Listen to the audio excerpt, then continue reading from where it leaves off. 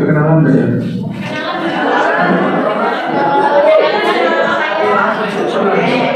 Ya, perkenalkan saya Rian ya. Di sini Dokter Umum Rumah Sakit Palang Biru diberi mandat untuk mengisi materi tentang bantuan hidup dasar. Tapi saya ralat sedikit yang disebut bantuan hidup dasar itu ya adalah bantuan hidup jantung.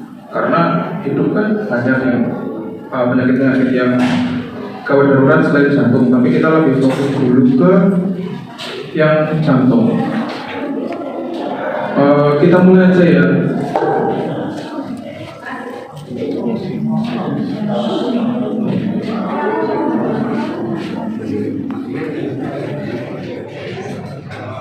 Oke, jadi tujuan pembelajarannya itu adalah peserta dapat memahami dasar dari BHD atau BHJD, bantuan hidup jantung dasar. Jadi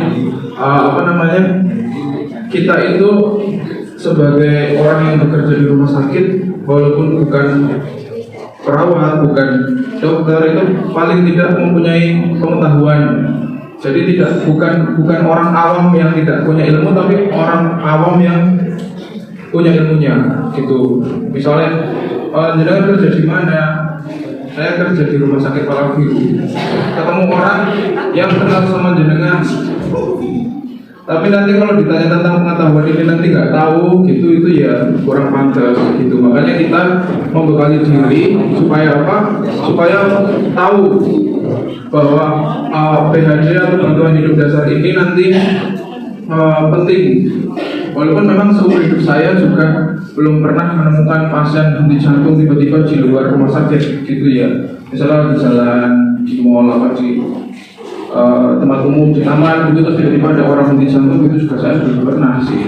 Tapi maksudnya jika keadaan itu, kejadian itu muncul, kita sudah ada bekalnya, jadi tidak bingung, gitu. Terus juga seliweran di TikTok, di Instagram, gitu, cara menolong orang itu juga belum tentu benar, gitu. Dan belum tentu benar, dan biasanya kalau kita nonton karena seneng ya, oh ini benar, ini kita tiru, gitu, ya belum tentu, gitu. Jadi makanya secara gampang itu kalau nafas itu sumbernya ya dari paru.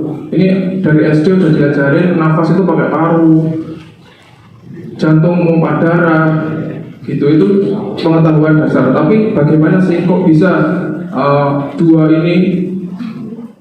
organ ini menopang kehidupan? Nah, dasarnya kembali ke otak. Di otak itu adalah bagaimana seseorang itu bisa hidup, bisa sadar, bisa beraktivitas, bisa mungkin ngobrol satu sama lain, itu ada di otak. Nah, kita bicara yang lebih detail lagi yaitu oksigen. Makanya kalau oksigen ke otaknya kurang atau tidak ada sama sekali, itu orang bisa semaput, bisa semaput, bisa henti nafas, bisa henti jantung. Itu yang harus diketahui. Kita bicaranya oksigen, jadi kata kuncinya adalah oksigen. Apapun yang menghambat oksigen. Kemudian defibrilasi ini kalau sudah diserahkan ke tim ahli, karena pasti nanti ada pelatihan yang sendiri. Kemudian ada ambulan yang datang, jemput, dibawa ke rumah sakit, gitu. Jadi kuncinya ada di sini, di kotak merah ini ya. Kemudian nah ini kalau yang udah pernah tahu, jadi kunci dari tadi ya organnya itu kan otak, jantung, paru. Nah, bagaimana kita mentransfer oksigen itu supaya berputar, bersirkulasi di dalam tubuh itu adalah dari tiga ini, airway, jadi jalan nafasnya, pipanya, breathing adalah gimana paru-parunya ngambil, narik oksigen, buang CO2-nya. Kemudian sirkulasi ini gimana sirkulasi darahnya berputar atau jantung. Nah, kalau dulu itu ABC, jadi kita nggak mungkin ngecek random. Wah, breathing dulu, sirkulasi dulu deh, airway. Nah, dulu itu sudah ditetapkan ABC, airway, breathing, circulation. Tapi karena ini kita fokusnya ke jantung, maka yang diutamakan adalah circulation-nya dulu. Jadi dari yang dulunya ABC sudah lampau sekali, sekarang sudah CAB, circulation dulu, airway, baru breathing, ya. Coba ini penting karena nanti sebelum lanjut ke yang berikutnya ini harus paham dulu. Ada yang bingung nggak? Circulation, airway, breathing. Kalau ada langsung tanya aja deh. Ya, circulation itu gampangnya jantung, airway itu gampangnya tenggorokan, mulut, breathing itu gampangnya paru, gitu. Gitu ya. Nanti nggak ngerti ini ya kalau berikutnya bingung soalnya. Lanjut ya. Oke, lanjut. Nah ini langkah-langkahnya. Sebelum CAP kita tahu dulu DR, danger. Pastikan keamanan. Nah saya diajarinya biasanya 3. Keamanan penolong atau keamanan kita sendiri, keamanan pasien atau keamanan korban, kemudian keamanan lingkungan.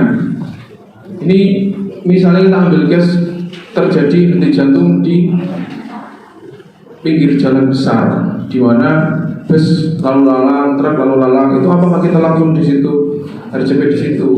Ya pasiennya kita bantuin tapi mungkin sedang bus gitu. Jadi kita tahu dangernya, layak tidak kita melakukan RCP di tempat itu. Kalau tidak layak ya dipindahin, gitu. Karena tujuannya menyelamatkan. Kemudian respon, nanti kita bahas sendiri-sendiri ya. Kemudian respon, ini cek respon pasien. Jadi jangan sampai pasien teriak-teriak kita RCP, nggak boleh. Kita cek dulu responnya gimana. Kita kasih rangsang namanya. Jadi kita kasih rangsang, pasien atau korban memberikan responnya. Itu nanti ada cara-caranya ya. Kemudian circulation itu cek nadi karotis. Nah ini yang sering nggak ngerti ya. Jadi nadi karotis itu adalah nadi di leher. Dia nadi sampai sini mudeng ya. Jadi kita nggak boleh RCP pasien di sini. Ini nggak boleh loh, masih ada respon. Di sini juga nggak boleh. Tapi kalau udah di sini berarti udah ini udah unresponsive. Kita langsung ke tahap berikutnya. Next, pasien. Nah ini circulation. Pastikan ada tidaknya nadi karotis. Tadi udah tak suruh nyoba ya. Kalau tidak ada, kurang dari 10 detik ngecek tidak ada, yakin tidak ada, ya udah berarti memang tidak ada gitu. Benar, letaknya sudah benar, nadinya tuh nggak ada, itulah yang namanya henti jantung atau cardiac arrest gitu. Nah tidak ada nadi, lakukan kompresi dulu ya. Nanti ventilasi nanti tak jelasin.